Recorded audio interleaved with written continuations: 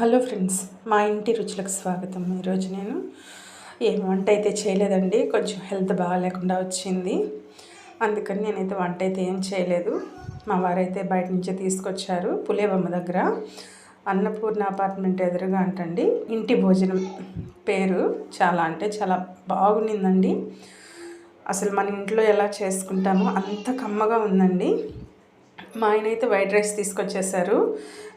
మా పాప ఏమంటే biryani, vegetable biryani and chicken curry ఇచ్చి పంపించింది అనుకోని విధంగా. నేనైతే వంట చేయలేదని పాపకు కూడా తెలీదు, కానీ ఇచ్చి పంపించింది. తను చేసిందంట.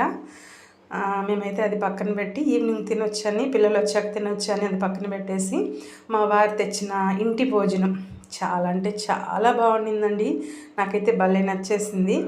ఈ వైట్ రైసు వాళ్ళు ఏమి ఇచ్చారంటే వైట్ రైస్, ఆలు ఫ్రై, వేరుశనగపప్పు పచ్చడి, సాంబారు, వడియాలు, రసము ఇవన్నీ ఇచ్చారండి. అసలు ఎంత బాగుందో. ప్రతి కర్రీ నాకైతే భలే నచ్చేసింది. ఒకవేళ మీరు నెల్లూరులో ఉండే పని అయితే ఏదైనా వర్క్ మీద అటువైపు కానీ వస్తే మీరు ట్రై చేయండి. పులేబొమ్మ దగ్గర అనండి. ఇది ఇంటి భోజనం పేరు. చాలా అంటే చాలా బాగుండిందండి. నేనైతే ప్రతి కర్రీని వేసుకొని తిని టేస్ట్ చూసి మరీ చెప్తున్నాను. చాలా నచ్చిందండి నాకు. చూస్తున్నారు కదా, మా వారైతే తింటూ ఉన్నారు. నేను కూడా స్టార్ట్ చేశానండి. ముందు నాకు చట్నీ అంటే చాలా ఇష్టము. పచ్చళ్ళు ఎక్కువ తింటానండి నేను. అందుకే ముందు నేను పచ్చడితోనే స్టార్ట్ చేశాను. అస్సలు ఎంత బాగుందో, కమ్మగా ఉందండి పచ్చడి కూడాను. మనం ఇంట్లో ఎలా చేసుకుంటామో అంత బాగుంది.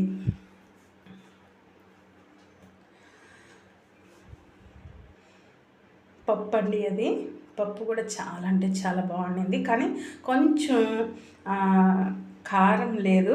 కానీ అయితే కారం లేకపోయినా కూడా ఎంత బాగుందో. సాంబార్ అండి, సాంబార్ కూడా అద్భుతం.